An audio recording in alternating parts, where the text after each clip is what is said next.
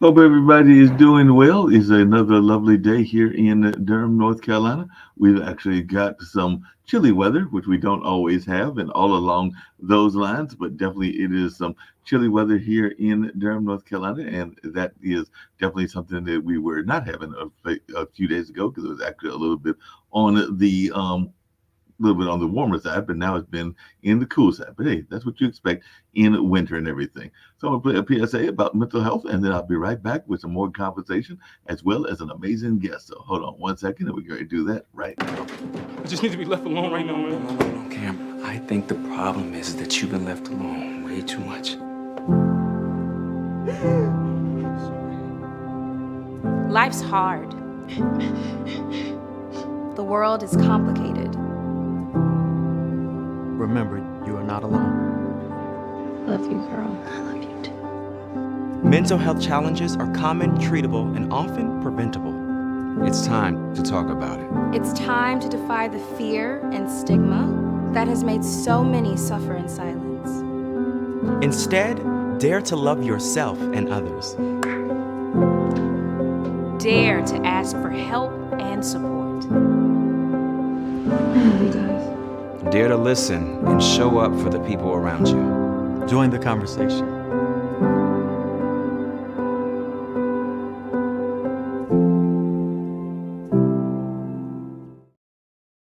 As I was saying, things are going well here. Folks are definitely enjoying the sunny weather, even though it is a little bit on the chilly side. And I know that right here at the Cultural Arts Center that I work at, the Hayti Heritage Center, a number of people were here in the midnight hour, but yours truly was not one of them because around February of every year, and they've been doing this for a number of years, they do a poetry slam that is dedicated toward the whole notion of a romance and eroticism and all along those lines. But those folks stay here from like about midnight because I don't even think the doors open till 11:30 till like 2 or 3 o'clock. And I have done that in the past, but this particular year I decided I would go home and just relax, watch a little bit of TV, and get some rest time because rest time is a very important thing and all along those lines. So we definitely did have the young people running around earlier in the day as there is a regular camp here that is going on, our youth camp. So they were learning about musical theater and they were learning about dance and they were learning about even how to learn your own family history and all along those lines. Because there's a gentleman from Raleigh that talks about family history and the importance of learning that and definitely having that as part of your repertoire. We know that too often people don't know their family history. I'm glad that I knew three of my four grandparents. One of them died at a very young age, so I never really got a chance to know them, but I did know three of the four and actually had a long and wonderful relationship with them. I was sad when they passed. One of them having passed back in the early 80s. It was one of my mentors, a young lady, Molly Houston Lee, that was a librarian and all in that space. So she definitely inspired me to be part of the creative person and media person that I am even to this particular day. And there were others that inspired me as well that have gone on and are part of that legacy of being the ancestors. And there are definitely some ancestors, including some that were associated with this center, that I still feel have a resonance in my own life and my own existence and all in that way. Because definitely a lot of people will remember Baba Chuck Davis, who was a well known African dancer. And we've actually got a marionette that is somewhat in his honor that is upstairs. I guess that's what that would be described as it's a marionette-like figure and everything. And then, of course, there is a mural of him as well because he was definitely a pioneer here in this area and was definitely dedicated to teaching people about African dance and definitely having a very peaceful kind of um, way around themselves because definitely that was one of the ways he would end his performances was saying love, peace, and respect for everyone. That was almost like his mantra and everything. It was a very powerful mantra in that sense. So definitely that's something that's going on, and a lot of people will remember that as well. But I've got an amazing guest and looking forward to hear what they've got to say about some of the things that they went through in their life. As you know, one of the things that I pride myself on is that I am 62 years old and I'm still learning things because definitely, and I think that my dad, who is a wonderful artist, and he is now 82, I think he'll be, sorry, mom is about to be Mom turned 82 in, see, if I'm about to turn 62 in July. Mom will turn 82 in May, which means dad is around 84 or something like that. We're currently 83. But all three of them, or both of them, I should say, are lifelong learners. And I consider myself a lifelong learner. I've been learning ever since I was a teenager and even remember some of those lessons learned and all in that space. But I'm continuing to learn, and that's something that I see that Ashmita is going to try herself on as well, being a lifelong learner, even though she did have to deal with grief at a very young age. So I'm going to bring Ashmita in, and we're going to learn a lot about her as well. So hope that everything is going well. How are you doing, Ashmita? Hope I pronounced the name correctly and all along those lines. But yeah, I've always prided myself on being a lifelong learner, and sometimes it is a tragedy that causes us to get those life lessons and everything. And it seems like you had to deal with some tragedy even at a very young age in your 20s and all in that space. But like I said, I know that I've had some grief periods, whether I was in my current age, because I definitely lost a uncle not that long ago, and all in that space, and a aunt, actually his wife, that was not that maybe a year or two before he passed, and all in that space. And of course, there are a number of friends that have passed, including some that passed many, many years ago. I remember one that passed when he was actually dealing with just enjoying some time out at a pond. And I think that he had some sort of attack. It might have been asthma or something like that, but unfortunately perished in a drowning, even though he's part of a circle of friends of that we all hung out together and all in that space. So it was after I left that group or wasn't as attached that I heard about his passing and everything. But yeah, a lot of times these grief moments do happen unexpectedly. Mm-hmm. Yeah. Hi, Mark. Hey, how are you doing? I am doing fine, thank you. No problem. Glad to meet you and glad to learn more about you and everything. So definitely, when I heard about the book, I was going like, what's your story? What a great title for a book, because we all have stories to tell. And sometimes I know that that's one of the things I've talked about with some of my other guests is that there's this notion that we all have a book in us and that we all have something that we could write down, whether that's in a journal or in a life book, whether that's a novel or a short story. And it sounds to me like that's pretty much what the title of the book implies, that we all have a story. Because when I read that title, I'm going like, that's a good question. What is your story? Because everybody has a story and all in that space. So if you'll share a little bit with our audience how you even came up with that title.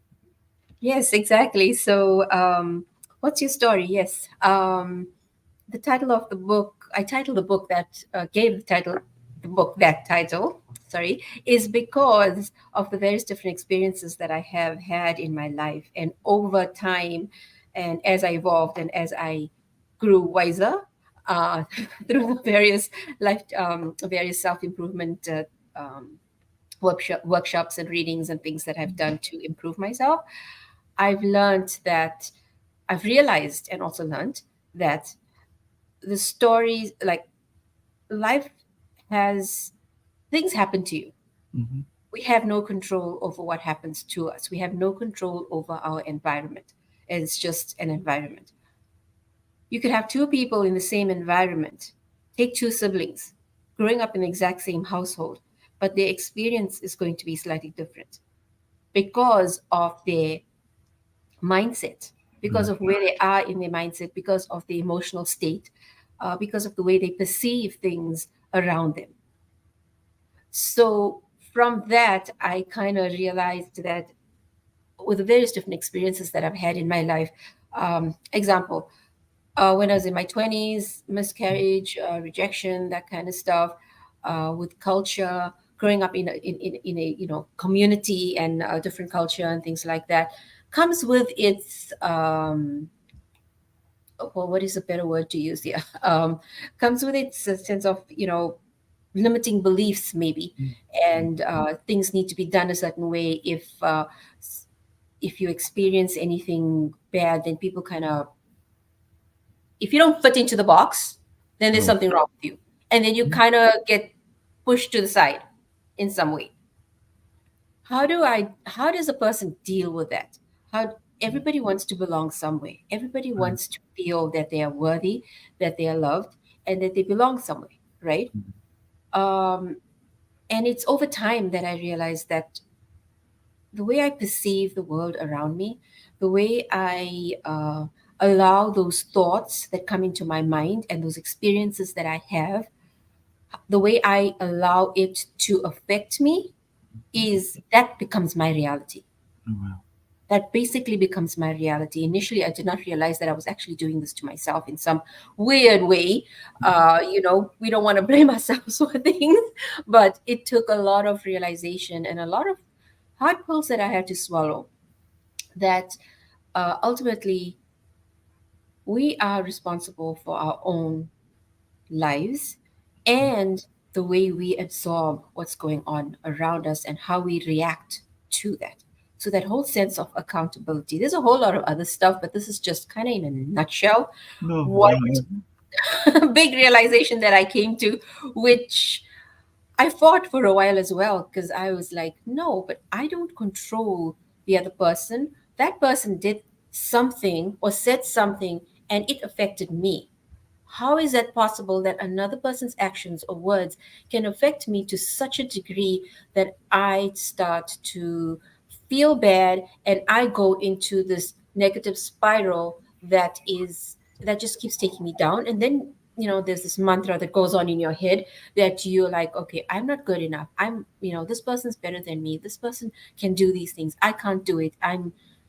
It's all that negative thoughts, and you continually repeat that. It's amazing how thoughts have such power over us.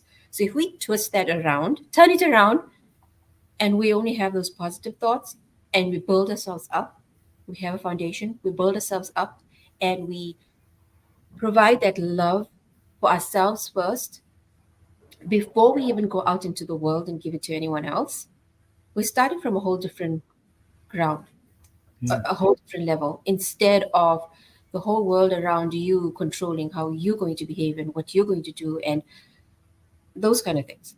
No, So, I mean, yeah. you're bringing up a couple of interesting points. One is on this show and on a number of our shows, we've talked about Mhm. the self-critic, and definitely I know I've been guilty of that, even in this particular place that I'm at right now, this particular Mhm. cultural arts center. I know that there have been jobs that I have had that whole conversation with myself as to whether I should apply for the job or not apply for the job, and then by the time you going for the job has already left the building, and that's just one example. But I've also Mhm. had it in my romantic life, because even at 62, I'm still in that perpetual single state and all in that kind of way. And sometimes there'll be somebody that I might want to pursue, and you'll have that whole inner conversation about, I should ask her out. No, I shouldn't ask her out. I should ask her out. And by the time you finally get around to asking the person out, they have already moved on and all No. along those lines. So I was just wondering your thoughts about how to deal with that whole inner critic, because we can be our worst enemies sometimes, and you kind of alluded to that. So I just wondering your thoughts about how to deal with that inner critic, because we can be our own worst enemies outside of what other people might be saying about us as well. Exactly, and that is exactly spot on. Being your own critic, but also your own worst enemy. And an example of that is, and I can use that from my own personal life because I think I've lived this over and over again, many times until I finally decided, you know what, I need to stop doing this to myself because I am setting myself up for failure. There Right. is nobody around me that's setting me up for failure. I'm doing this to me. So, what am I going to do differently? And it just takes a whole lot of self talk and a lot of internal sort of awareness that, and it does involve you talking to yourself and trying to understand and figure out, okay, this is how I feel. Why am I feeling this way?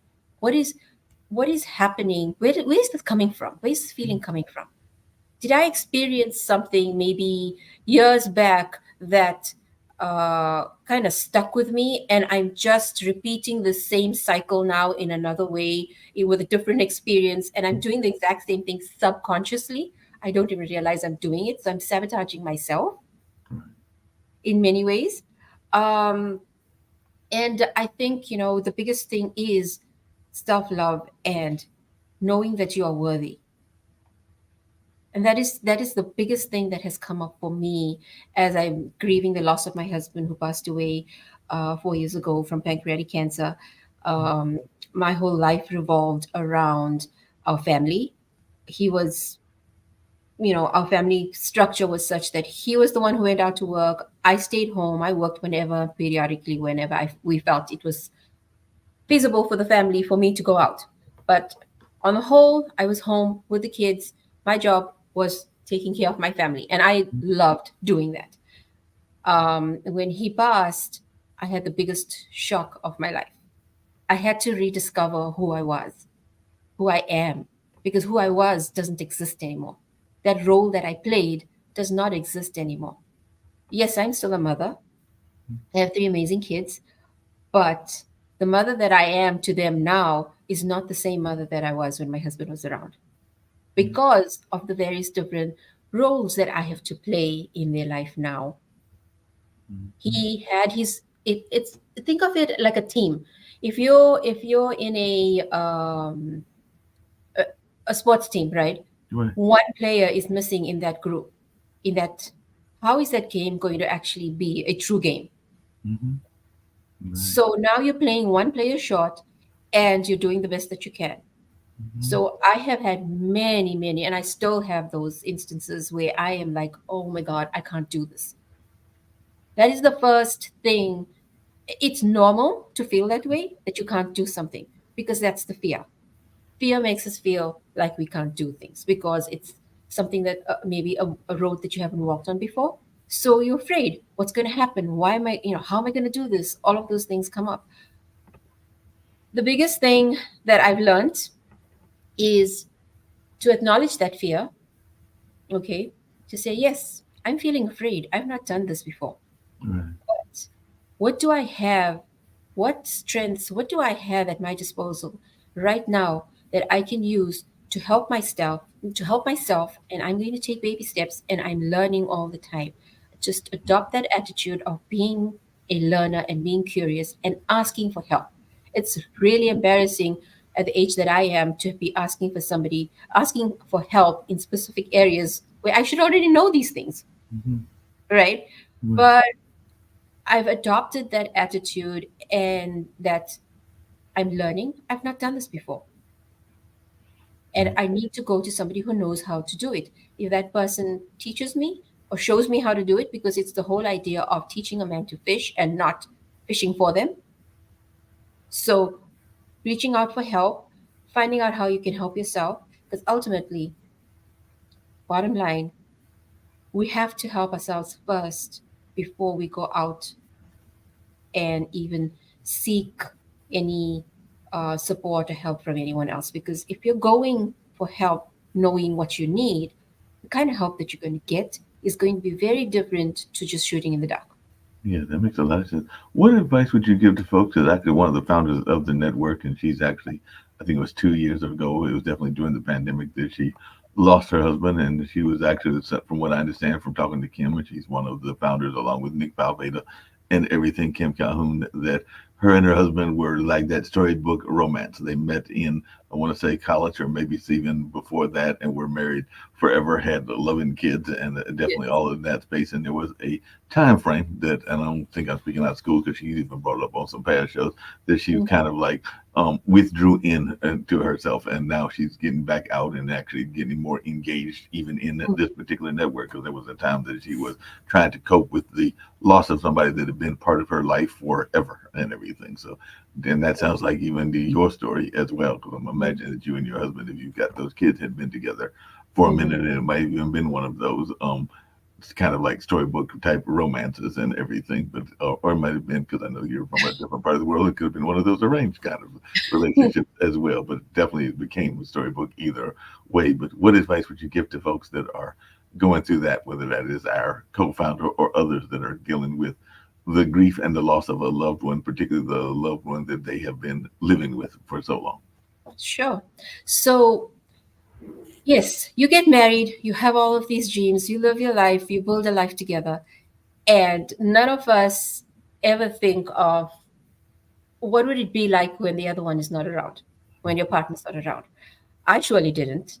I didn't think of it at all.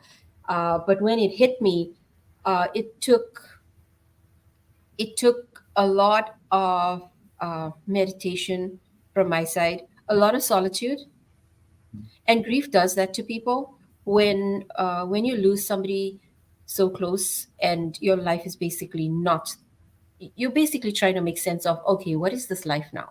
I don't know this new life that has just been thrown into my, this new life that I'm expected to live now, because I've lived a certain way. I've done certain things. I've invested in this relationship, in this marriage, in this family, right?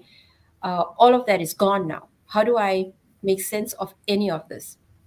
One thing that I've done to help myself is to remind myself that life is a journey. And Mhm. if you look at life as a journey and maybe even a book, we have various different experiences in our life from the time we're born. Some of them we experience, we learn from it really quickly, and we move on, and we don't even sort of remember it because it was so quick, right? Others rock our world to such a point where we are totally derailed and we don't know what to do. Those are the ones that we draw the positive from it. We look for that silver lining, as hard as it may be, and it really tests us in ways that pushes you out of your comfort zone. Mm. And that is why being in solitude, especially for me, and I think, a lot of people, I've spoken to a lot of people who are grieving, especially the loss of a spouse. I've lost a mom, I've lost my dad, I've had miscarriages. So this, and the last was losing my husband, which really shook my world, because every time with every other loss that I had, there was a support. My husband was there for me, Right. my family was there, or somebody was there for me. This time when I lost him, because he was my rock, he was the person that was behind me, we were there for each other. Right. When I lost him, it was like, okay, I don't know what I'm supposed to do, and I just feel like I need to give up as well. Yeah. It's natural, it's normal, and I had to, basically what I did was like peeling back an onion. When a Mhm. person is grieving, this is natural, it is normal. You want to be alone because you need to make sense of what's going on. You need to make sense of, how am I supposed to move forward? Yeah. And I reminded myself, I kind of came to the space where I remind myself that it's been a chapter in my life, a really long chapter, a 23-year long chapter. It's been an amazing chapter. I practice a lot of gratitude, a lot of Mhm. forgiveness, grateful for the fact that I had the opportunity to love somebody and to be in a relationship with someone for 23 years, with its ups and downs, with everything, with the three beautiful children that we have. That opportunity is just, okay, I'm grateful for that. Yeah, definitely. Right. I mean, along those same lines and everything, I was just wondering because you're bringing up so many different questions that I've got on my mind. But one of them is that you talk about grief, and I know that sometimes even in the grief attitude and everything, there can also be the grief of relationships. Because I don't know that every time people take enough time to deal with the relationships when they end, whether they end because of something like a tragedy, like a death or something like that, or whether they just end abruptly because of the nature of relationships. And I Mhm. sometimes feel, because I know I've been guilty of it and other people have been guilty of it as well, that we don't take enough time to pause, breathe, and reflect on what's taking place in order to make that next step or that next move and everything. Because I do know that sometimes we're so wanting that romance and that kind of like feel good attitude and everything that we sometimes rush into the next situations without thinking about what taking the time to grieve, whether that's grieving a relationship or grieving a death. And I'd love to hear your thoughts around that because I do think a number of times people just kind of like rush into trying to rebuild things too quickly, whether that is in a regular just dating relationship or that's in a life relationship. Mhm. Yeah. So, a lot of times when we rush into doing things, or like when you're getting out of something and you rush into another relationship, or it's, I think, and this is just my opinion, I think it's because the pain is so intense. I Mhm. don't want to feel this pain. I need to fill this hole as quick as possible so that everything can be normal, my normal, what's normal to me. And whenever we experience any sort of loss, a miscarriage, divorce, there's always things that come with it that we can learn from it. And if we can just take a step back and say, hey, okay, I don't control the other person, Right. right? I don't control the other person. I cannot control how they feel about me. They actually control how they feel about me and how much of time they want to be with me, right? I control, it's so funny when I learned this. I control the emotions and the intensity of my emotions that I feel towards my children. Right. It's me. I'm creating this reality.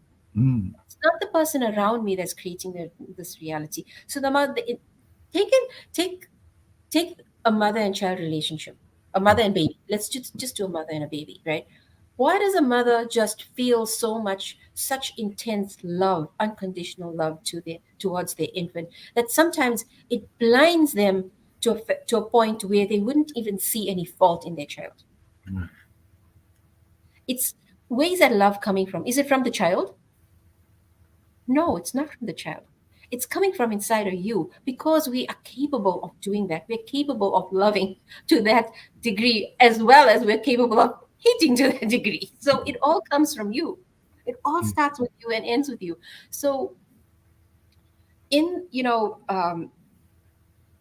those relationships where things go sour and we don't want to be with each other and that kind of stuff, just that first thing of realizing that, okay, it was good while it lasted. I learned things. It felt good to have someone else make me feel special. It really does. It makes you feel worthy. But bottom line, why am I looking for my worthiness from another human being? No. We are all on this earth trying to look for that.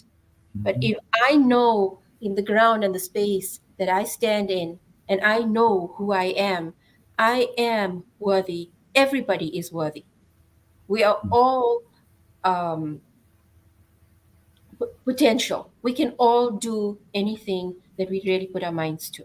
Something my mom said to me a long time ago. She said that to me when I was a kid as well, and I used to complain to her and compare myself and judge myself and do all of these things.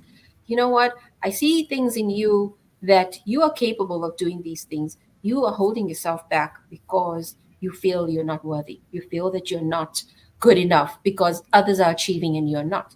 But stop comparing and focus on what you need to do and what do you need to do to build yourself up so you can get to where you need to go. It's all about self-development. It's all about how am I going to improve myself and my life and how am I going to evolve. And that's what kind of sounds like, oh my God, I cannot believe it. No, that makes a lot of sense. But along those same lines, I'm wondering if you have any thoughts around this. But I know a lot of times there's a old adage, at least in the West, about if you keep making the same mistake over and over again, that is the definition of crazy and all along those lines. But I find a lot of people in relationships do that. They find themselves going into the same type of relationships, even though they should have learned the lesson from the first time that they went into that relationship and everything. So I was just wondering your thoughts about that, because I know, like I said, I'll admit things I've been guilty of. I've been guilty of that, and I know others that have been as well. So what are your thoughts around that? That sometimes we are so much wanting to have that success that we keep going into those same traps, even though we see the trap several times over in the same types of relationships and the same type of people and everything. But that's exactly what you said. That's the definition of insanity. It's like making, we come to a point where we actually realize, okay, I've been in various relationships and I see this pattern going on here. And I need to put a stop to this. I need to break this cycle, right? What am I going to do? And it always comes back to yourself. It's a hard pill to swallow. It really, really is the hardest thing. But once that mindset changes and I'm living proof of this. Once I changed my own mindset that nobody's doing anything to me, I'm doing this to myself. Right. And starting to become aware of what is this pattern that I find myself in. Kids do it too. Oh, this person is so much more better at doing this than I am. I just recently had a conversation with my brother who is trying to help me to understand how to do some bookkeeping and things like that. And he's trying to get me to, explain to me how things work and things. And I made a crazy statement to him that You know what? Your brain is geared towards understanding all of these numbers. I just cannot, for the life of me. You've explained it to me 5 times. I still don't understand. I'm not getting it. Something is not. And he said to me, I it's fine if you don't understand. We'll just find different ways to find out how you can understand this information. But relying on a person to fill that hole that you feel you are not capable of doing is the biggest mistake that you can make for yourself, Oh, wow. because you're holding yourself back. Yes, it's difficult for me to learn this, but that doesn't mean somebody else needs to become my crutch. Mm. Yeah, It is difficult, and that's a huge thing for me, especially in where I am in my life right now. Mhm. Right, I can easily grab onto anybody and make them my crutch because it hurts too much. I don't know how to deal with some of these things. I don't know how to make decisions about certain things. But Mm. by doing that, by latching onto someone else as a crutch, basically all I'm doing is stopping my growth. I'm stopping myself. I'm being my own worst enemy, like you said in the beginning. Yeah. No, and along those same lines and everything, I was just wondering because you mentioned the loss of your husband and the loss of parents. Unfortunately, like I said earlier, both of my parents are still living. I've got a brother that is dealing with a serious health issue and everything. It's definitely a issue that it can be terminal, but it's also one you can live with forever and a day and everything. Because even my aunt or one of my aunts that passed lived with this particular ailment for 20 or 30 years and all along those lines. But I can only imagine having no kids of my own. I do have my two nephews and everything, but I do have friends that have miscarried and everything. And as one that is empathetic to a lot of people, I can only imagine what it would be like to lose a loved one, particularly a child, whether that's a child that is a child that you've seen develop, like a teenager or a young child, or a baby and everything. So I just wondered, how are you able to cope with that, even with your husband's help? Because as you said earlier, your husband was living, but when I talk to people that have miscarried, it seems like that is still a burden that many of them still carry with them to this day, even if they were not at fault. It might not have been anything that happened on their side. It just for whatever reason, fate and life took that baby away from them. But I just wonder, how were you able to deal with that? And I don't know how many miscarriages you had. I've got a couple of friends that have had multiple and everything, but it just seemed to me that that would be very difficult to cope with and everything. So, It is difficult to cope with, and it basically comes down to the same to the same thing. Felt when I had a miscarriage, I felt like, why is this happening to me? I had, with a baby comes so much of hopes and dreams, like it does, like with a marriage, right? When you get married, you have these hopes and dreams and these expectations that sometimes it's unconscious expectations that just come along with it. That it's because of when, as we're growing up, we have these ideas in our mind that we want things to be a certain way. And this is the way I see my life when I finally settle down and have a baby and all of those kind of things, right? And then when that doesn't happen, it pushes you into a space of questioning, judging, criticizing, and a lot of that happens when you lose a baby. You're criticizing yourself, you're judging yourself. There's something wrong with me. Why am I not able to have this baby? And then you start comparing. Others are able to have have babies. What's wrong with me? There's something wrong with me. You kind of get into that whole space of, it's not me. Negativity just draws you down. All the weirdest thoughts that go through people's minds. I mean, I can't even touch. I can only imagine the kind of thoughts that go through your mind, because I've been through it and I've had those thoughts as well. That I'm never going to have a baby. This is not going to. This is not going to work out for me. Why is this happening to me? There's a thing about the mind. It is so powerful, and it is also, we attract what we think. We attract what we feel. If we When my third child was actually conceived via IVF, mhm. it took us 2 years to conceive her. It was a absolutely daunting experience for me, even for a person who's already had. I had two prior miscarriages. I have two kids that both find pregnancies, and those kids are, old now, older now. But when we decided to have our third, it took 2 years of treatment, and it really played with my mind. It played with my mind in so many ways. I was just so negative when things were not working out. Yeah, I can And see when that. that mind, and this is why I say your mind is so powerful. You're finding a way to work with those thoughts that enter your mind, twisting them, turning them around into something positive, and that is where gratitude definitely comes into play.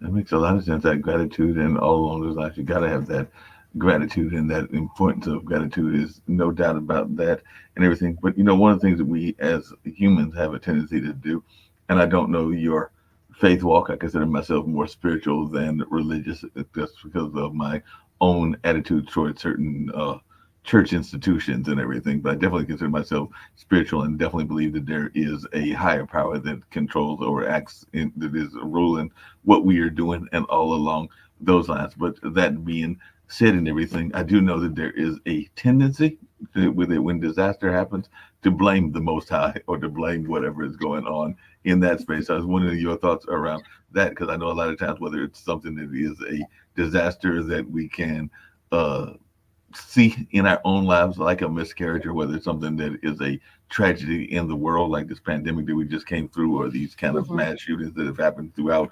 We always want to be like, why do you allow this? Meaning, why is God allowing this and everything? No matter what your faith is, whether it's Hindu or Buddhist, or whether it's Christian or Muslim or whatever. But I do find a number Yeah, of people do that. And I was just wondering your take on that, because a lot of times we try to find something to blame other than ourselves.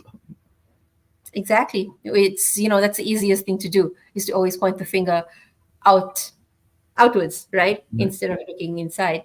Um, my thoughts on that is,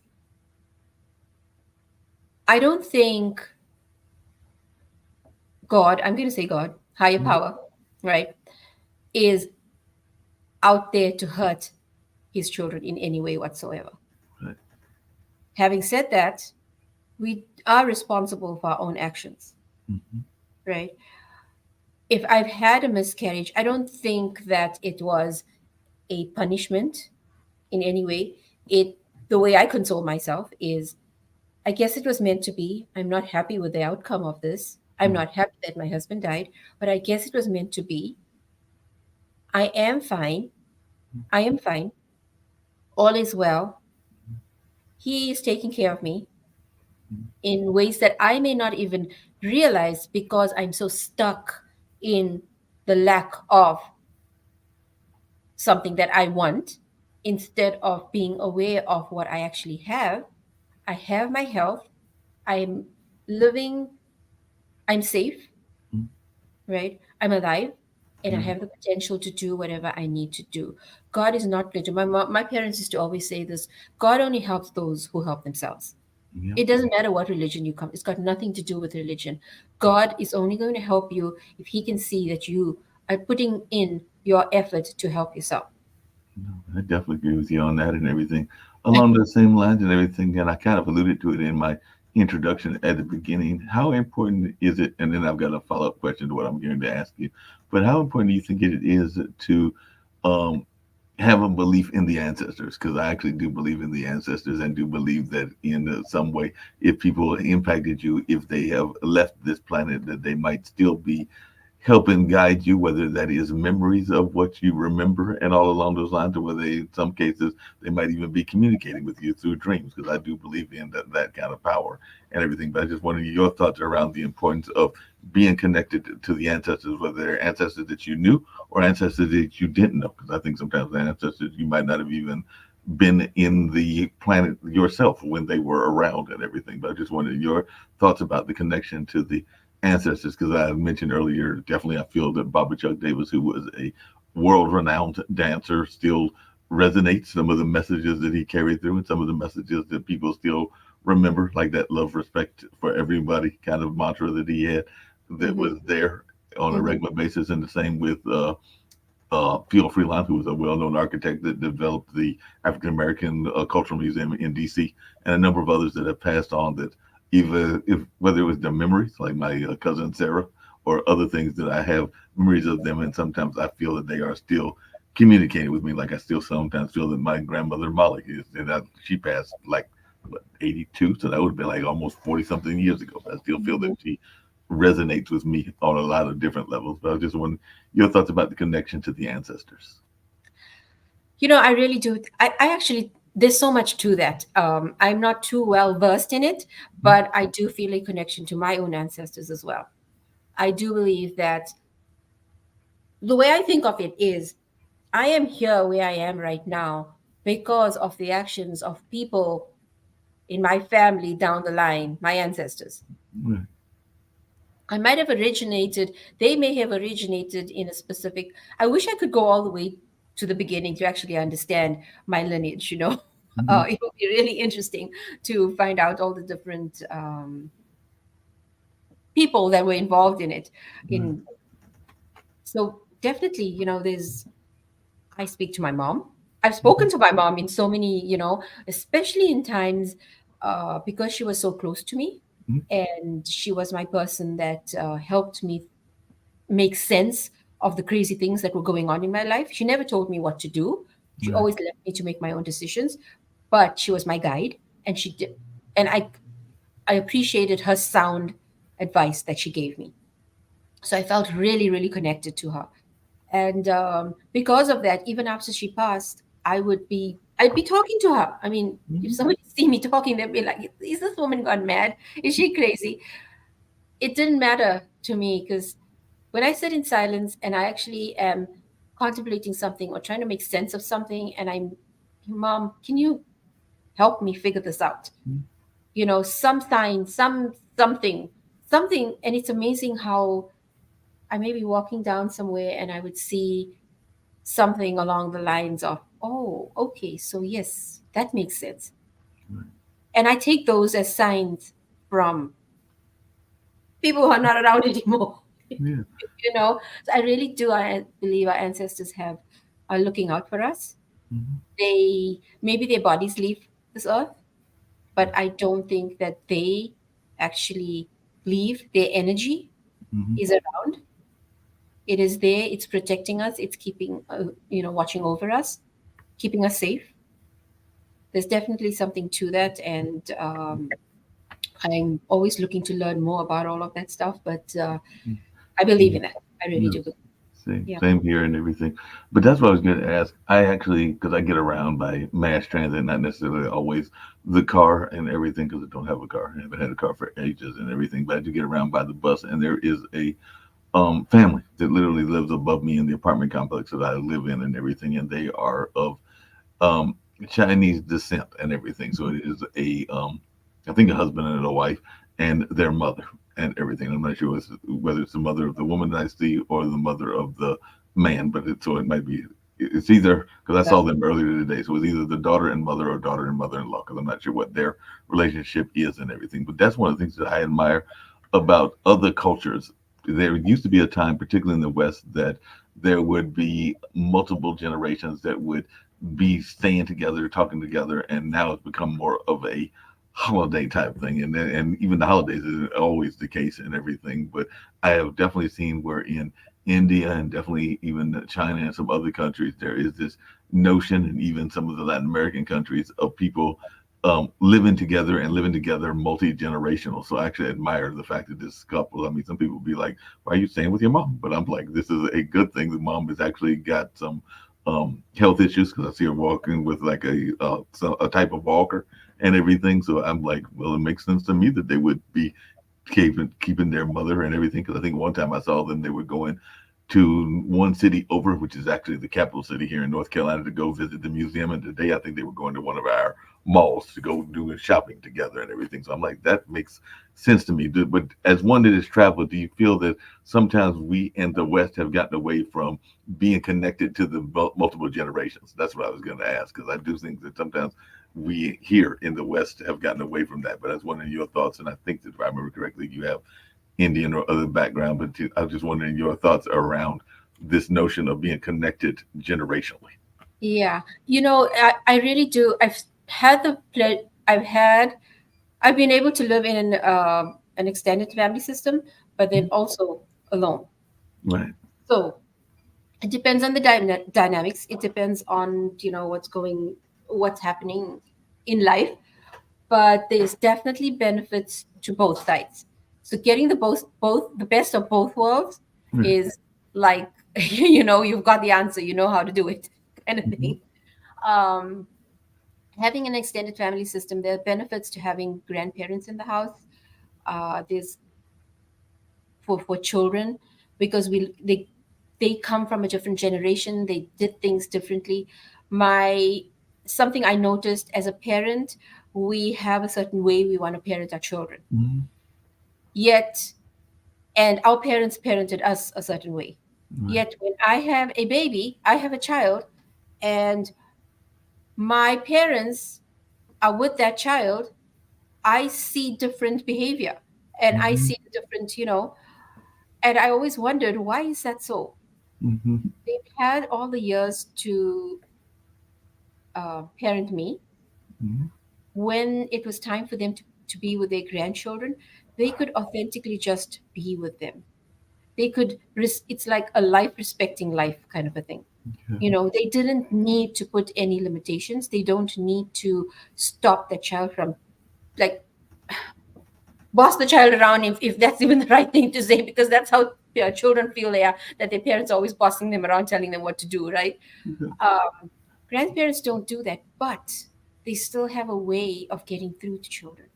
Yeah. They definitely have a way of getting through the children. I was actually laughing because two thoughts came to my mind as you said that. One is I have a dear friend of mine that is a single mother and a single grandparent because I think she's got four kids, two boys and two girls, if I'm remembering correctly. I don't think the boys have any kids yet, but the girls have like about five or six kids. So she is definitely a grandparent of four, of about five or six, if I'm remembering correctly. But she is very much that stereotypical doting grandparent. So she loves giving attention, I think more attention to her grandkids than she does to her own kids and everything, even though she does admit that she loves her kids and is glad that even though she didn't necessarily like the gentleman that she divorced that gave her the children, she still loves the fact that she got the children from that relationship, and then she loved the fact that those kids have now given her those grandkids and everything. Like I said, when I call her sometimes because we're very good friends, she'll be sitting there saying that she's, you know, tickling the cheeks or pinching the cheeks of this grandkid or that grandkid. So she is very much the doting grandkid. But then the opposite side of that, which I was also laughing about, is that I remember that my brother was very much the kind of cantankerous kid, the kid that was kind of like a little bit of a rebel, and some people might say a rebel without a cause, and all along those lines. And one of the things that my dad said is that he would be glad when he got married because that means that he would have kids, and that means that he would be able to train the kids to torture him the way that he was tortured himself and everything. So basically, it was like saying that he was going to make sure that those kids gave my brother the hell that he felt my brother and me gave him and everything. Kind of- so, so he's gonna like train them to torture him as much as they had as much as Malik and my other folks had tortured him and everything. So, Yeah. and I've heard that from a couple of people that because when I've told that story, they're like, "Yeah, my folks said something similar." Yeah, children have a way of doing your children. I mean, I've seen it with my own kids as well, um, that spirit in them and the not wanting to, yeah, just being high spirited. Let me Right. just say that being high spirited and really determined to get what they want the way they want it. And when I started sort of getting really stressed out about it, and then I started doing some self reflecting, and I realized that both my husband and myself are very much the same. Mhm. So here I am trying to curb or trying to control a behavior or a tendency in a child that came from us, and I am trying to curb that, but I have the same tendencies in me. You Got the know? same tendencies, got Yes. the same So tendencies in yourself, and you had to recognize that. that's it. I recognize it. And then, so what do I do with that? Yes, I don't want my kid to harm himself or herself. I don't want them to harm anybody in the world. How do I work with that? What do I do with that? How do I sort of turn that into something positive, not let it become something negative? And that's where the whole, parenting, different styles and different techniques and all strategies and all of that come in. But it's just that whole awareness, becoming aware of something, and okay, I see. Okay, how are we going to turn this into something that is actually going to be beneficial to the person who has this trait, but also to the people that that person comes into contact with. That makes a lot of sense. And speaking of that awareness and everything, I was just wondering because last year or during the pandemic, so it might have been about a year and a half ago, I was part of a group that was active in the Clubhouse called the Funky Eye Puppets, and it was a gentleman that used to work with George Lucas, and he's definitely involved in kind of audio theater and other kinds of things along those lines. I think he even created a couple of books and everything. But one of the things that IPC, and that's his stage name, who is a haiku poet, talked about, and he's done other things in addition to that, like animation and other things along those lines, is that he felt, because some of us came in from a theater background, some of us did not have a theater background, myself included, even though I've done some limited theater, but he felt that a lot of times we as people, once we get into adult ages, we start getting past that whole need of that childlike wonder and all in that space. So we are so busy adulting that we don't want to do things that are childlike, and we don't have that wonderment that was very much prominent when we were kids. So I was just wondering, what are your thoughts around that, and are there things that you do in your life in order to maintain that childlike wonder, even as you're dealing with the stresses of life and the stresses of grief and all along those lines? But do you find that it's important to have like some childlike wonder in your life, even at the age that you are at? And I'm not going to, because I'm respectable, I don't ask the woman her age, but even at the age that you're at, do you feel that you still can find that time to have that childlike wonder? Yes, that is something that I think everybody should not lose that, because it helps you when you're a child. There's nothing that you need to worry about. There's no stresses in the world. You don't need to worry about paying bills. You don't need to worry about where the next anything is going to come from. They live in the moment. Children live in the moment. Young children, especially when you look at really young children, they're so connected to the source. Right. They live in the moment, and they will have a disagreement because I want this, you have that, I'm going to get it from you, and I'm just going to take it.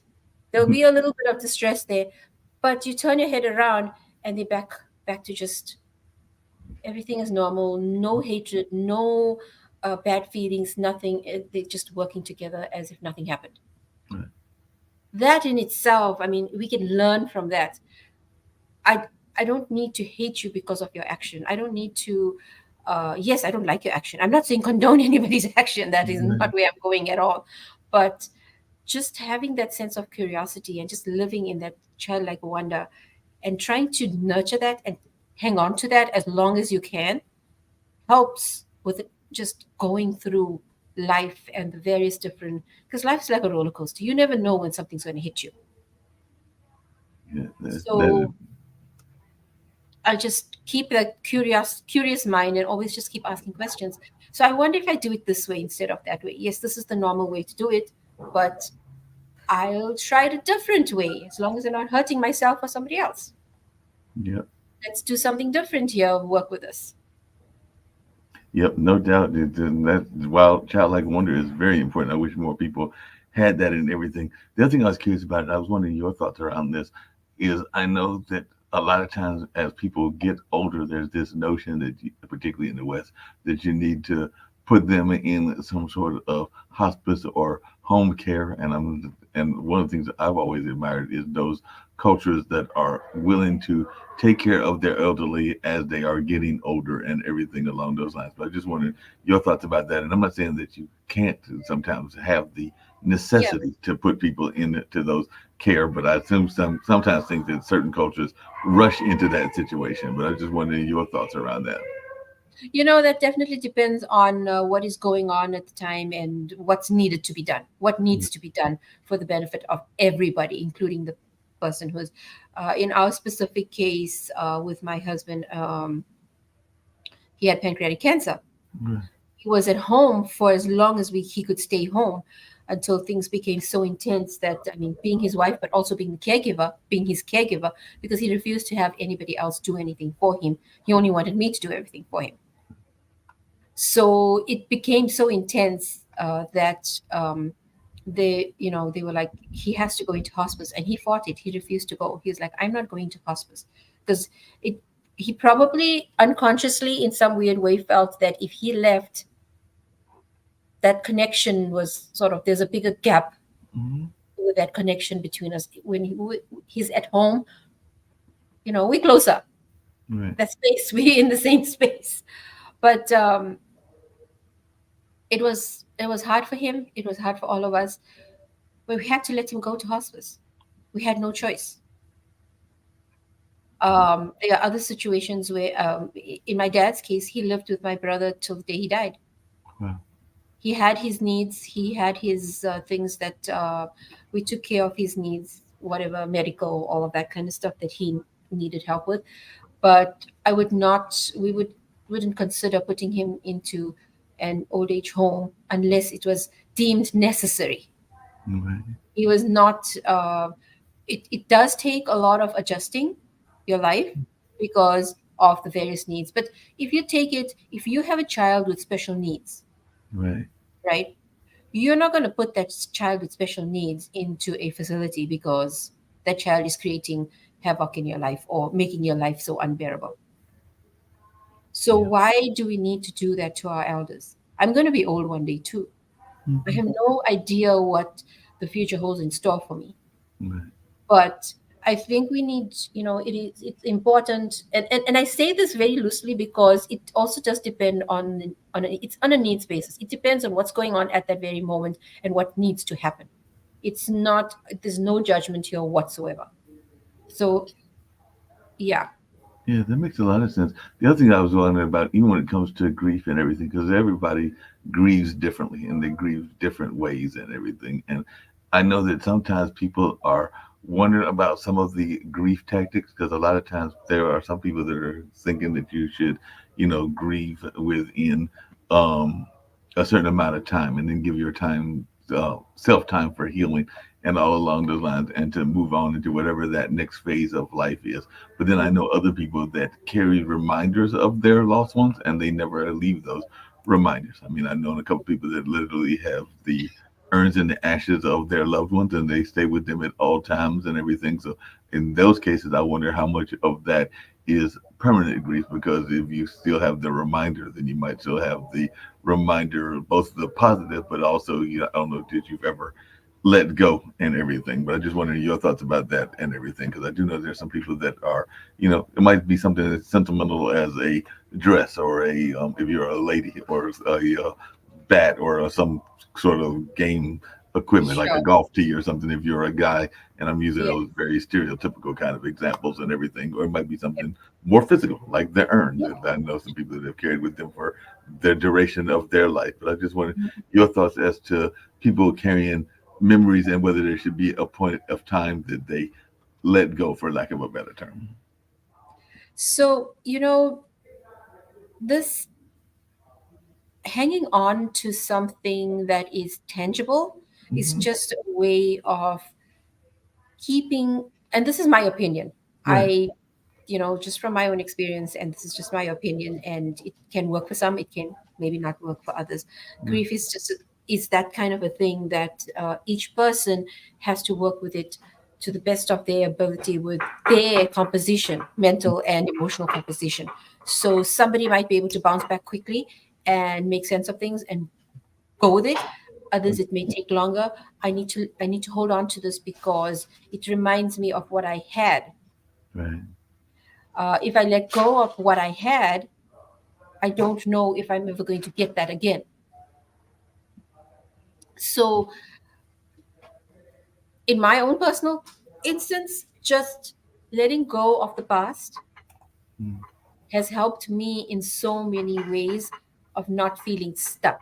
When you're afraid, that fear keeps you stuck. And when you're stuck, you don't want to move. Mhm. But life is meant to be lived, life is meant to be experienced. Right. And when you allow yourself to be stuck, you basically cheat yourself of any experience. So holding on to things, yes, it's fine. Um, but holding on to it for a reasonable amount of time, but working towards letting go is different to holding on for dear life. This is what gives me reason to live, or gives me, it's like a crutch. Basically, it boils down to some, it's sort of like a crutch. But yes, I know I have this memory of a person that I loved. It makes me feel connected to them. I'm going to keep it with me, but I also know that I'm not going to latch onto this tangible thing, because this is not going to help me grow and evolve and move forward. So there's a plan in the background that there is the intention of letting it go at some point. Yeah, that makes a lot of sense and everything. Just really quickly, and we'll maybe go another 15, 20 minutes if that's okay with you and everything, because I've thoroughly enjoyed this conversation. By the way, I don't want to take too much of your time, but hope you've enjoyed it as much as I have and everything. But one of the Yeah. things I was curious about, because it's something we talk about a number of times on the online dinner party and on a variety of our other shows here on Pod TV, is this notion of the work-life balance. And I'm sure you had a work-life balance, particularly when you had the husband, and definitely still Mhm. have it with the kids and everything. But I was just wondering, how do you manage that, and how do you do that work-life balance? I'm thinking part of that is meditation, which you seem to be very much a proponent of, and all along those lines. But I just wondering, how do you manage that work-life balance? Because I know a lot of times it can be very difficult for people. I know people that are trying to do work-life balance, and sometimes it's multiple work. Because I have some friends that are maybe like in the music business, but also doing gig work as well. So I know that Mhm. work-life balance can be very difficult. But I just wondering, how do you manage it? So work-life balance basically is what is, and I think it's different for each person. Mhm. What are your values? What is important to you, and how do you see your um, family life and your work life?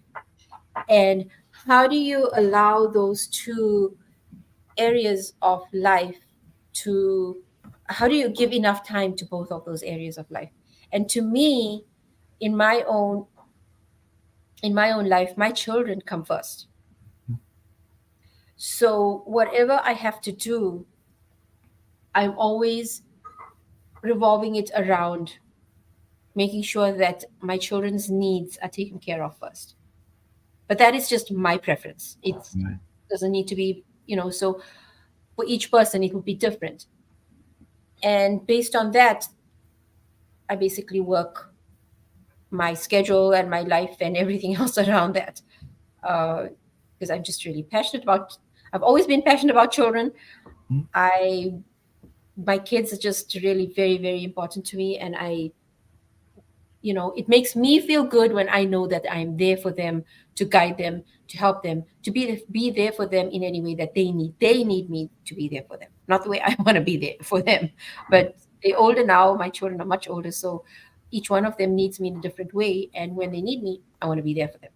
Um, but as a person who has now suddenly become the sole adult, so adult inverted commas here, in the house, um, that also has had its the different challenges, and I've just been trying to think out of the box ways that I could provide for my family, but also be there for them. So Yeah, because I imagine, like you said earlier, there was a time that they had um, the children in your life, the uh, both figures. They had both the male and the female, and now you're probably having to play both roles and even give advice to the male members of your family that in the past would have been given by your husband and everything, and even being engaged in some of the games that he might have been taking them to, and now you got to take them to him as well. So I imagine that has been a change for you, and having to learn some things that you were in the past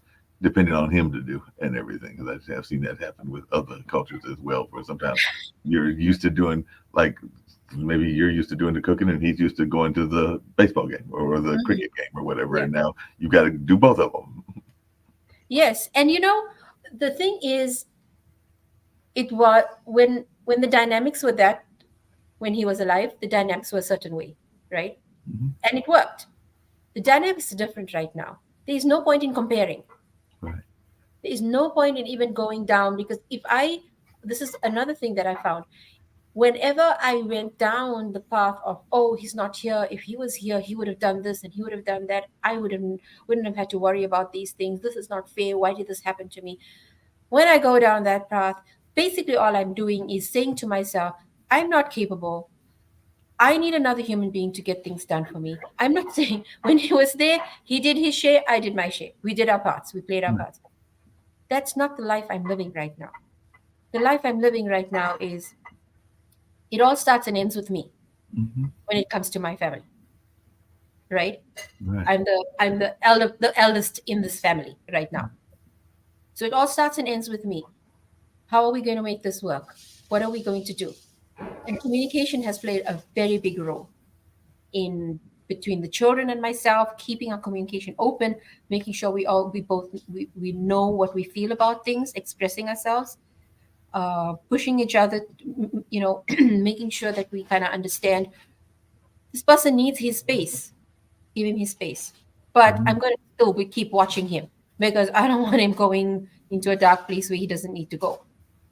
Did you find that there was because I think sometimes this happens in Family Dynamics. I actually saw it on a TV show recently and everything. I think it might have been Chicago Fire, which is a national television show and everything. But the young lady that was in the TV show was diagnosed with lung cancer, and it was very interesting watching the reaction of the children because they had, I think, 4 or 5 children. The gentleman that was playing the firefighter and his wife who had the lung cancer, but one of the children was very much very emotional. The other was trying to be a little bit more stoic and everything, but you could see the different reactions. So I was wondering, did you find that with your own kids that they had different reactions to handling their grief and everything? I'm thinking one of them might have been all balled up in tears at the loss of their father, and the other one might have been a little bit more stern and a little bit more kind of stoic, as I said earlier, and everything. But I just wondered, did you find that they reacted differently to their loss?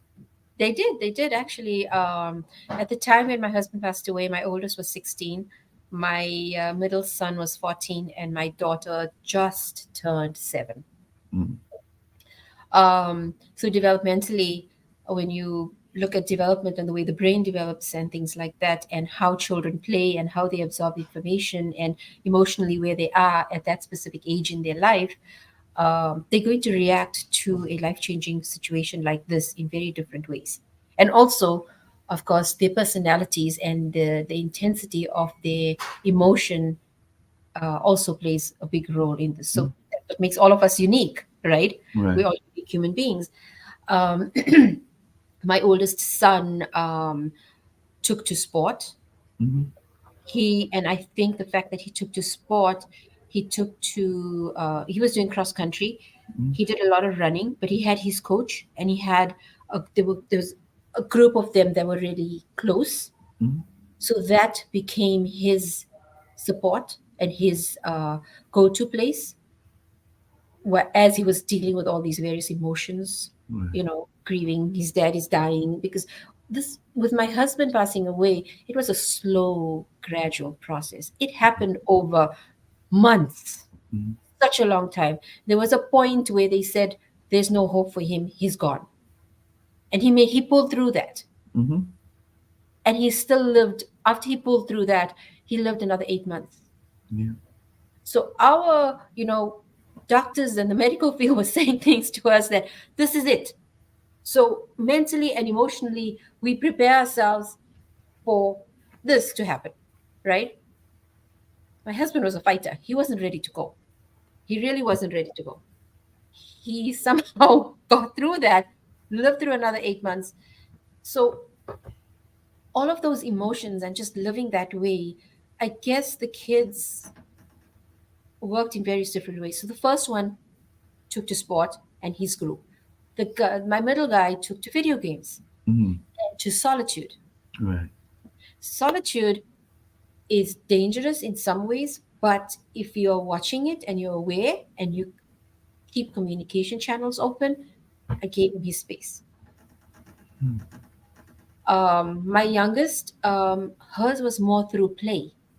So I and she wouldn't say something to me. She just seemed like everything was fine. She didn't really show any dad this or why this or nothing of that sort.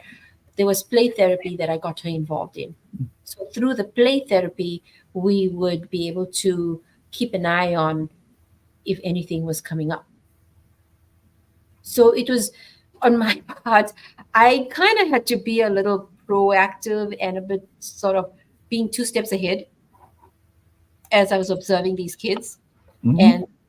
and knowing their personalities, um, and then just working with what came my way. I I didn't have all the answers. I did not have all the answers, and I still don't have all the answers today. But I'm a firm believer in dealing with what is in front of you. Yeah. And like you said earlier, sometimes the diagnosis can be one that you can expect, but if you've got a fight in your life, then sometimes they will live past what you were expecting and everything. Because I know that there was a friend of mine that passed away. This is 2023, so 2024 actually. So they passed away about 3 years ago, and Mhm. everything along those lines. But they were diagnosed terminally. I want to say about a year or two before they passed away, but they definitely had that kind of attitude that you were talking about with your husband. They had that fighter attitude, so they were actually not going to go out without a fight and all in that land. So definitely, I Mhm. do remember that they were very much involved in the art community here in this area, and they had originally moved here from the New York area and all in that space, but definitely was known for being a fighter. And I think that they were going to live their life fighting to the very end. Because actually, I don't think I found out the day it passed until there was one of those night of the like a celebration that was honoring people that had passed, and you bring pictures of folks that had passed and everything. And that's when I saw her picture. I was going like, wait a minute, I didn't even realize that she had passed and everything because she was one of those fighters and everything. And that's when I realized that she passed when I saw that picture, and that was like maybe a year and a half, 2 years ago that I saw that at that particular celebration, because that's what it was. It was a celebration of life. It was one of those Yeah. Latin American celebrations where you bring pictures of those that have passed on that you want to keep alive in your memories and all Mhm. in that space. So definitely that was very powerful and everything. There are three words that you have used, and I know they came up even in your podcast guest profile, and I'd love to hear your thoughts about what it means to embrace, empower, and evolve. So definitely, I know that a lot of times with something that we all try to do and everything, but I just wondered what that means to you. Yeah. What that means to me, and that's something I came up with as I've been grieving and walking this road. And grief is something that actually, the way I see it, it is a new companion in my life, Mhm. and I don't see it in a negative light. It has helped me to learn more about myself. And the moment I decided to embrace the fact that um, my husband is not around, physically not around. He's, Right. we can go there too, but yes, he's physically not around.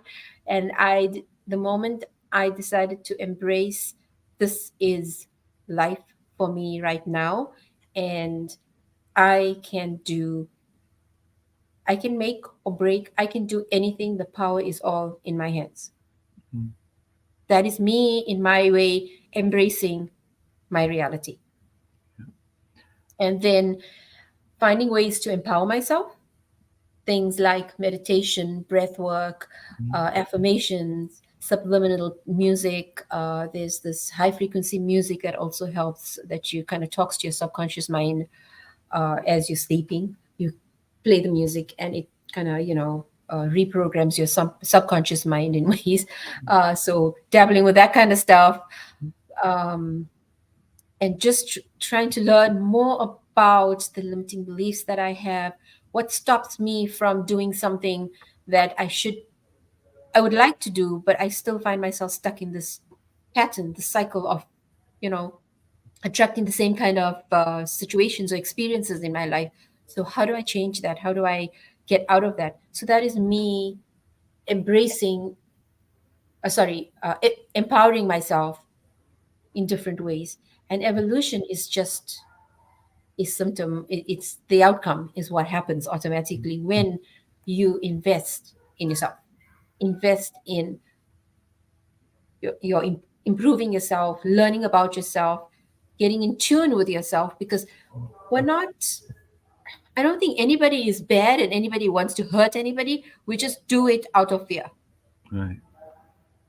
I can definitely see that and everything.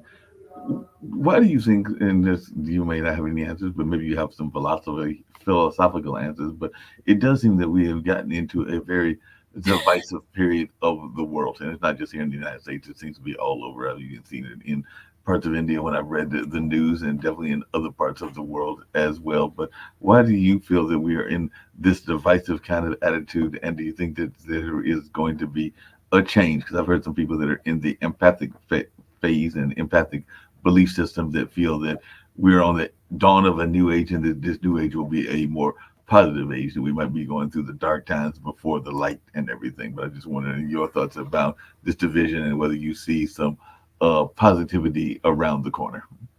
Yes, I think, evolution is something, I mean, from my limited knowledge, and there's so much more I still have to learn, I do believe. But from the various different things that I've read, and from all different cultures, all different religions, I really like to learn from everywhere, not just one specific place. Excuse me. But it definitely, we are heading into that direction of um, people being more aware. It's been happening slowly over the past couple of decades, but I think we're at a point to where um, the more people are in tune with who they are and what they're Mhm. capable of, and this whole power of attraction and all of that kind of stuff, we we are able to then understand and actually resonate with that a different level kind of a thing. So it's like with a video game, we were playing at this level down here, Mhm. and this is the level that we could understand and master and do everything.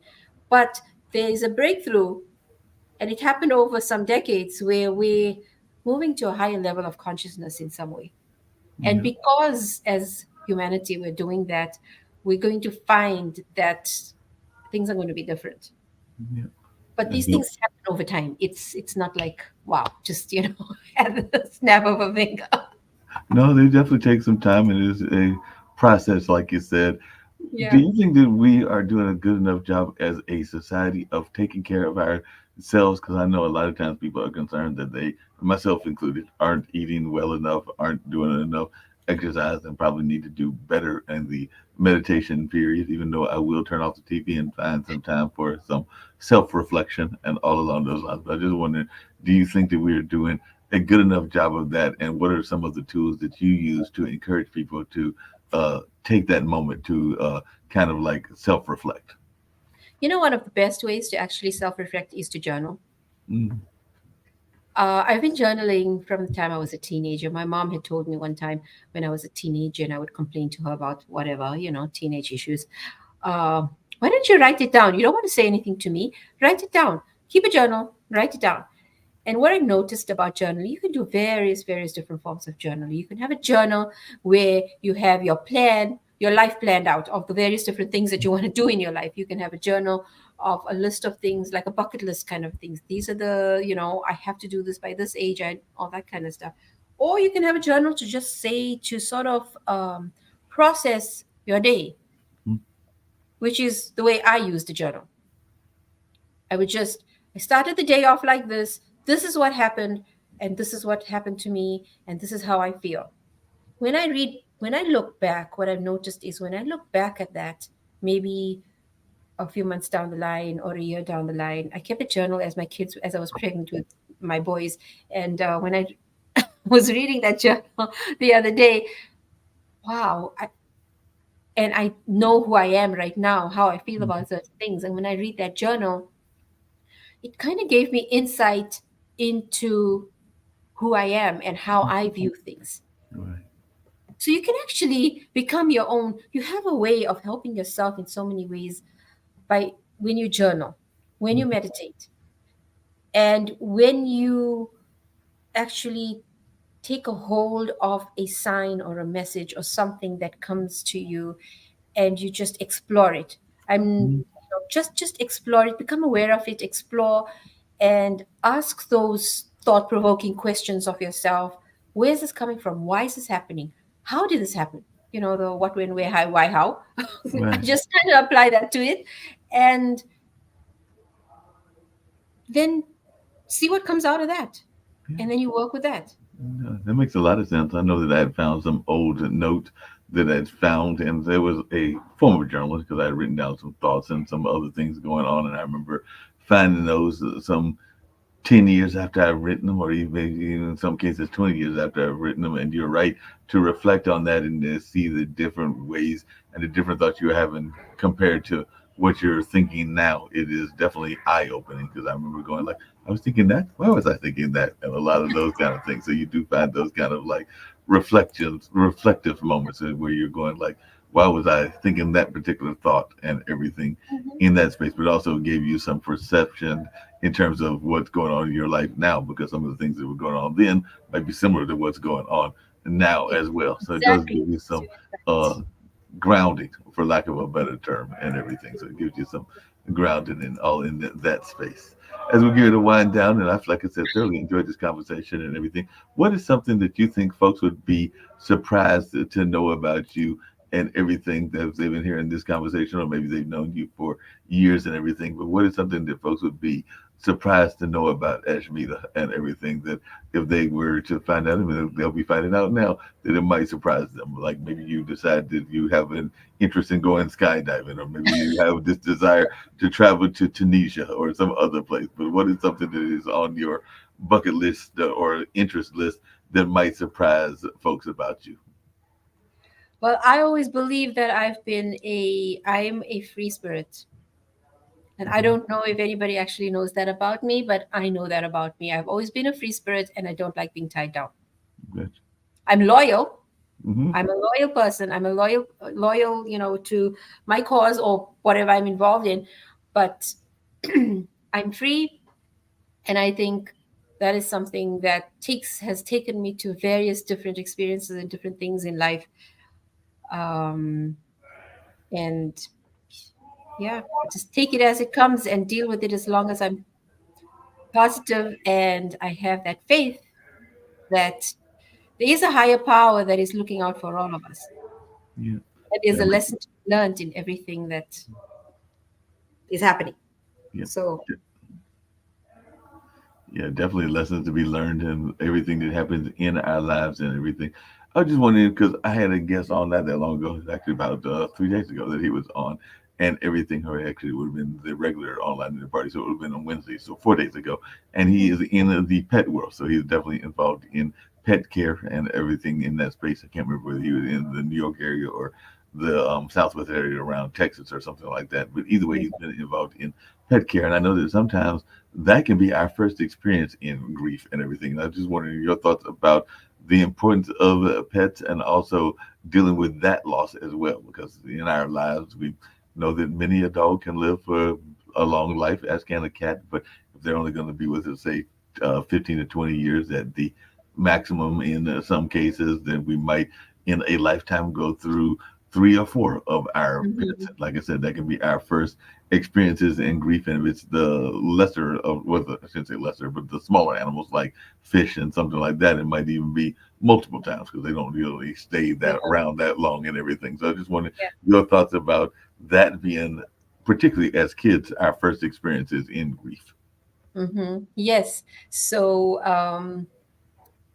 it's funny that you said this, but when my husband was just a few months before he died, we had got 2 Shih Tzu puppies, a male and a female from the same litter. And the male did not make it to a year. Wow. So he died just before he turned a year old. So my husband had already died by this, passed away by this time. And so this puppy died. My middle son had taken to him, built a real bond with him. Right. I think bringing the puppies into when we were dealing with all this craziness in our lives was really therapeutic for the kids. It gave them something to be distracted and someone else to care about. Right. When you're caring for another, you forget your own sorrow. You forget your own, you just forget all of that because you're so involved and it draws you so much, especially if you're enjoying what you're doing. Right. And with those little puppies, they kept them so busy that the kids really didn't think too much about other things that normally would have, pulled them down. At the time when we were told by the vet that he has a platelet issue and there is no, he's going to be having this issue all the time and we do need to let him go. I had this discussion with my son. So I know you're attached to him. How do you feel about everything that the doctor is saying? So we spoke about it, and I had to allow him to, not I had to, I mean, he needed some time to spend with Leo. His name was Leo. He had needed to spend some time with Leo alone so that he could make his peace, or he could, just feel that this was a real good lesson for him in some way, because it basically came down to this. I care about this dog. I care about Leo. But it is time for us to say goodbye now. I don't control what's going to happen because it's clear to me that I don't have control over. I can't make him better. Right. Which is a very similar situation that I was in, and when my husband was in his last, anyway, let's talk about my son here. So mentally, he had to prepare himself to let go. Right. And that involved giving him some space and some time alone with Leo, just him and Leo. And eventually then it took him a few hours. They were sitting there for a few hours. And then he was like, okay, I understand why this needs to happen. Right. When we make up our mind and we understand and we tell ourselves that we know why something needs to be the way it is, things become so much more easier to work with. When we feel like we've been cheated of something, or we feel like, then we want to fight back. It's just natural human reaction. I want to fight back. Why did this happen to me? Somebody did this to me. But death is not something that anybody controls. Nobody does death to anybody, right? When you die, you die. Right. We don't control when we're going to die. Just the act of dying. I'm not talking about, other things, but we don't control the moment we're going to die. So with the people who are left behind, the way I make sense of it in my mind is he came, he did what he had to do. I have to, by me latching on to that attachment that I have to him, the only thing I'm doing is holding myself back. Gotcha. Because he came here, he did his thing, he's gone. Mm-hmm. How do you make sense, just really quickly in that same line and everything, and I kind of alluded to it earlier, but of the sudden grief versus the grief that is less sudden and everything? Because I know that became a conversation with many during the pandemic, where a lot of people were facing a sudden loss. And of course, we see it when people are dealing with a car wreck or something like that, versus that is a situation where you are expecting it. Like I said, you had been dealing with the expected loss of your husband that was going to happen eventually. You might not know the exact time, but you knew that was going to be the end result, just the same as I mentioned with my friend family friend Michelle Gonzalez Green and everything. That was a terminal illness. So in some terminal illnesses, like even mentioned with my own brother, may have an extended stretch that could last 15 or 20 years and everything. But then there are those that face that sudden, like it just happened suddenly. He stepped outside and he got hit or something like that. And it seems to me that that's a harder grief. So I was just wondering, when you were talking to people that have gone through grief and even giving them counsel, how do you give counsel for those that had that more sudden type of grief where it wasn't expected? Right. So when something happens suddenly, definitely we're in shock. Right. Your body goes into shock. And when you're in shock, what happens? It's sort of, you're almost in like a fight and flight mode. Right. When, and this is just my logical brain thinking about this on a logical level here. Right. When you know there's a terminal illness and you know that the percentage is higher that this person is going to die at some point, you just don't know when. Right. There's a little bit of that. I mean, it's also it's terrible because it's like you feel like you're being toyed with in some weird way, right? Because you don't know. I mean, you prepare yourself for something and it doesn't happen, and it's just this prolonged thing until eventually it does happen. But then you still, I mean, grief is grief. So you're Mhm. still going to grieve. End of the day, you're still going to get to that point where you're grieving, right? Right. But with anticipatory sort of loss, Mhm. I'm anticipating that this is going to happen. Uh, like places like hospice and all of those places, they start preparing the family. They prepare Right. the person with the terminal illness. Those 5 stages of grief, Mhm. which I only learned after doing more reading, that was actually developed more for people with terminal illness. These are the stages that they go through: Right. anger, denial, and eventually they come to acceptance of the illness. Mhm. It is not, I found it very difficult to fit into any one of those boxes as a person who's grieving the loss of someone. Right. So the stages or the various different emotions that you go through as you're grieving is different. It's not anger, denial. Yes, acceptance is there. There's similarities, but it's not those five. Right. So yeah, I Yeah. That makes a lot of sense, and I like the way you phrased that and everything.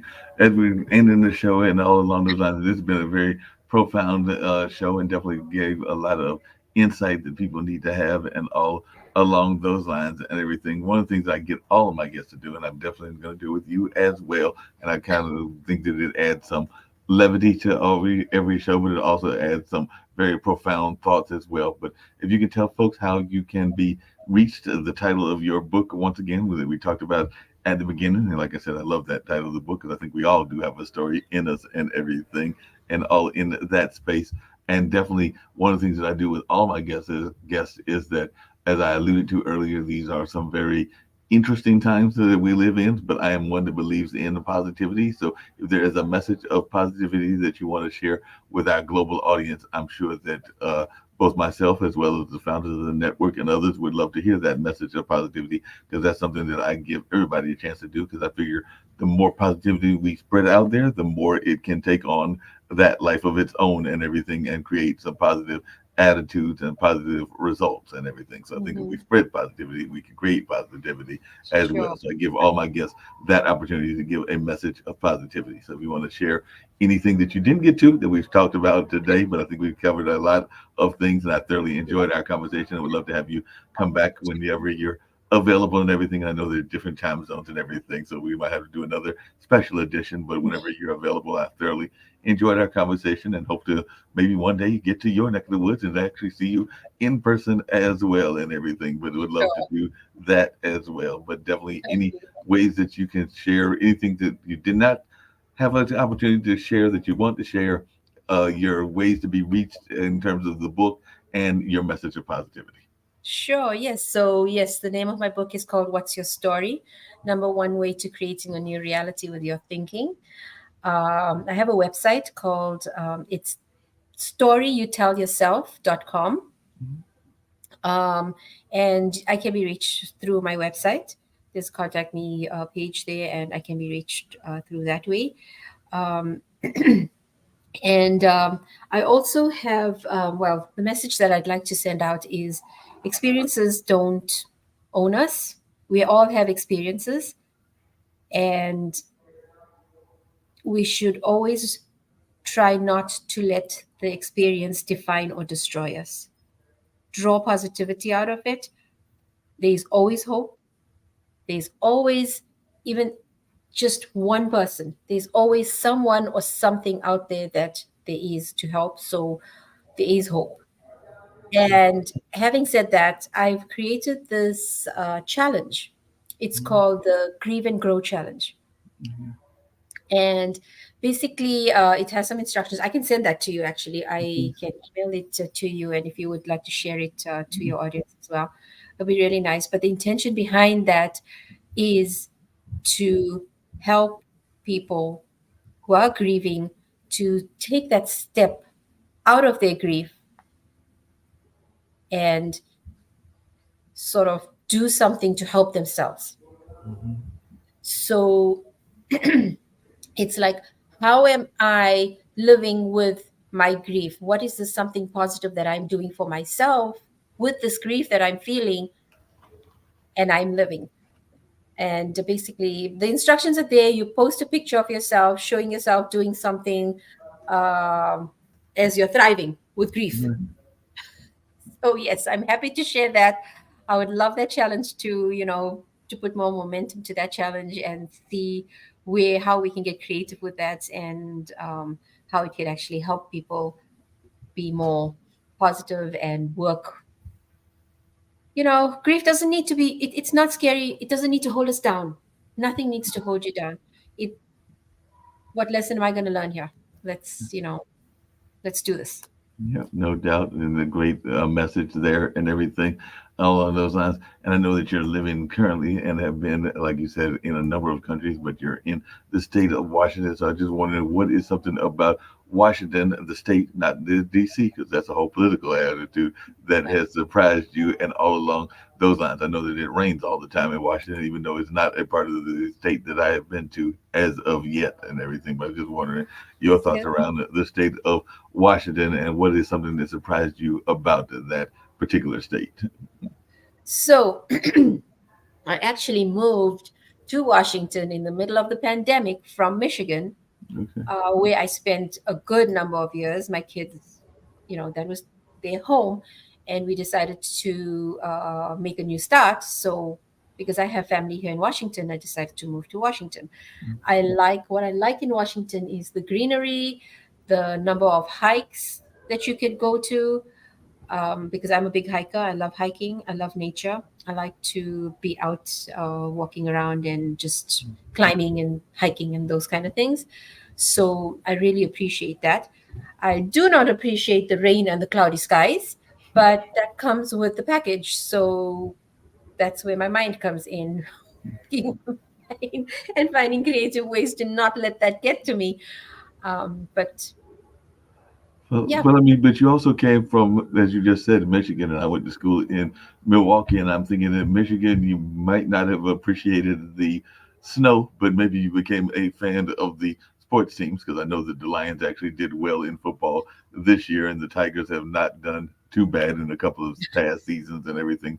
So maybe you became a fan of some of their sports teams. I think they have a decent hockey team, if I remember correctly, as well, and everything. And they definitely had back in the day, a great basketball team and everything. So I just wondered, maybe you didn't appreciate the cold weather the way you don't appreciate the rain as well, because it definitely gets quite cold there in Michigan. Oh, yes, it gets really cold. And I, always wanted to live in snow, did not realize what it meant to live in snow. So living in Michigan really taught me what it meant to live with snow and to be able to, drive around and things like that. So I appreciated that experience. Learned a lot about living in snowy weather, shoveling your driveway, how to drive on snow, all of those kind of things, which you wouldn't get if you are in a more, in a state that doesn't have that much of snow and things like that.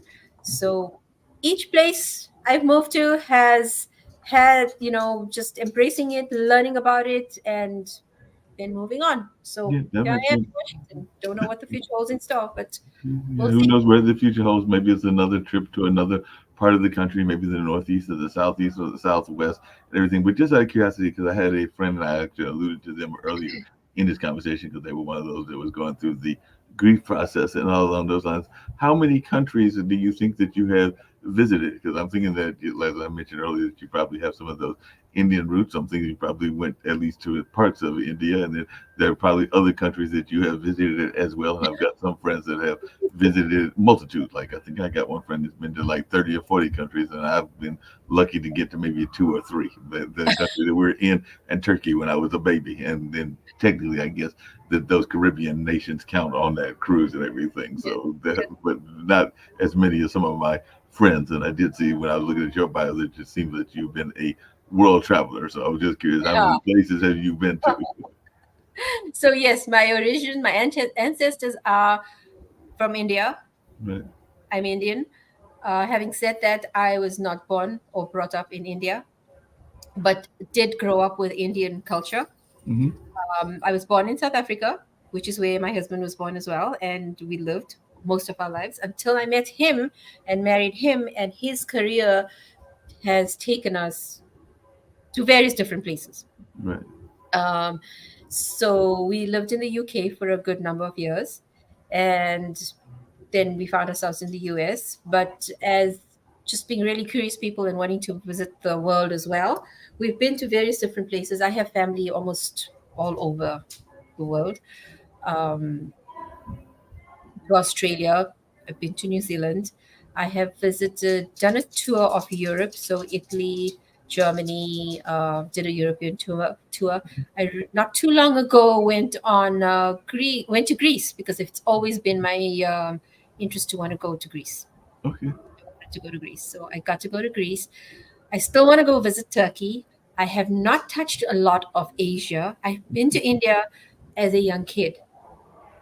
I have not been to India since, and that is a place that I really would like to take my kids and go and visit myself as well, because I'm sure a lot has changed from the way I remember. I hear stories and I hear people talking about, India, this, all that kind of stuff, but I haven't seen it for myself, so I'm curious. Would love to visit Thailand and some of the other Asian So yes, on the Asian continent, I think I still have some work to do. But European and the South American continent is another one I still need to visit. So hopefully in this lifetime, I will get to them all. I'd like to. So Yes. you'll get to visit some of those places. Like I said, Dad was stationed in the Air Force, and I think we were in Ankara, or maybe it was Istanbul, but definitely that was in Turkey, because literally after I was born, I think that Mom moved there with him when I was 3 months old. So I have no memories of it whatsoever, because I was literally there from like Yes. 3 months to 3 years, because I think that when I moved back, I was still in that infant kind of like stage and everything. But definitely I was there as a baby. I understand from my mom that there were some of the Turkish residents that were sitting there spoiling the heck out of a young Mark and all along those lines. But I have no memory of that, because I was the infant of that time frame and everything. Just really quickly, and then I want to play this PSA to get us on out of here. But what is something that surprised you, or that you felt was a misconception about both South Africa and UK, since you mentioned both of those as being places that you had some experiences with? So, the dynamics of where I grew up and the time in which I grew up was almost, I grew up in the time of apartheid, Right. and that's how I lived. I had to live. I mean, that's basically how we lived. So we had our different areas that we all had to live in, right? It got abolished just at the time when I was just finished school. Mhm. So things started changing and that kind of stuff. But moving to the UK was definitely a huge eye opener for me. Firstly, I'm in a new country. I did not find, and I don't mean no disrespect, but I did not find British people very welcoming. Yes, polite maybe, but not welcoming at all. It was really difficult to make friends or make any connection with anybody. Um, Having said that, I found the total opposite of that when I moved to the US. Right. I've made so many wonderful friends in all the various different states that I lived in. I have people in, people that I get really close to, and we're still close till today. We keep in South Africa. The dynamics that I grew up under, we grew up in a community, so my interactions and the people that I interacted with was mostly people of my own culture. Mhm. It wasn't people of different cultures. So the one thing that I really appreciated about being able to visit different countries and go around the world is it opened up my mind, and it helped me to not be judgmental. It helped me to step out of that way of thinking that I know better, or the way I do things is better than anybody else, because I just saw that there's 10 ways to skin a cat. Yeah. It doesn't have to be done this way. And sometimes the other way is actually better than my way. Mhm. And having that open mindset it's just put me in a whole different ballgame. It's put me in a whole different frame of mind, and the experiences that I experience and the people that I meet it just it's wow. It's just amazing when you have that kind of type of mindset, that when you meet people, you're not coming from this closed mindset of, oh, this is the only way I know the life to be. I know that there are different shades. I know that it can be different. It doesn't have to be this. Yeah, that makes a lot of sense and everything. Is there, because as I said, we're going to close out with this advertisement from Kendu Spices. But that being said, is there a favorite food? Because I know I'm a fan of Indian cuisine, but also a fan of the Cajun cuisine as well. And this is actually a health supplement that is provided along with well, the person that provides it is actually one of the hosts of one of our other shows. So Barbara and Shawnee Smith, and it's actually her company, Shawnee Smith, can do spices and everything. But before we play that and get on out the door and everything, is there a particular type of food that you either currently enjoy or that you are hoping to try that you haven't tried as of yet? I've always loved my Italian food because I love pasta. But my mom has always been the type of person who would mix cuisines. So she'll take things and kind of make up her own Mhm. dish of different cuisines. And I love Indo-Chinese cuisine. Mm. I like the spice. So Asian, I love spice in my food. So yeah, anything that I can find and I can give it an Indian twist to by adding some spice to it, but still not losing its authentic, what it was actually meant to be. I'm up for that. Well, you'll enjoy this particular commercial because this woman dedicated her spices to her father, and all along those lines, I'm gonna play this commercial, and then right after that, I'll hit end stream. But do stick around backstage for just a second, and I'll holler at you just for a minute or two and everything. But I think that you will enjoy this. It might even make you hungry because this is what Shawnee does with her Kendu spices. So let's check out this particular commercial. You know how people love to enjoy food and don't understand how to flavor their food or how to replicate a meal? They're interested in supplements but don't know where to begin? Well, what I do is I take the guesswork out of enjoying flavor and wellness with my flavorful spice blends so that they can create delicious meals with healing benefits. Kendu Spice was created to help cooks at any level enjoy healing through food. Every spice blend was designed to give added health benefits of natural herbs. Every blend is complete. There's no need to add any additional spice for a delicious meal. Saving you time and money while adding supplements to your meals can be both tasty and fun. My earliest memories in the kitchen began with my father, Kenny Kendu Bond, so it was fitting that I would name this line after him. I have always looked to natural remedies to supplement the body, and I found myself hiding herbs and minerals in foods for my family. That's when it hit me. Everyone needs Kendu Spice. Everyone should be having this. It's an exclusive brand for cooks at any level who want to create flavorful dishes with healing benefits that can satisfy the body and soul. Add a little spice to your life. Give Kendu Spice a try.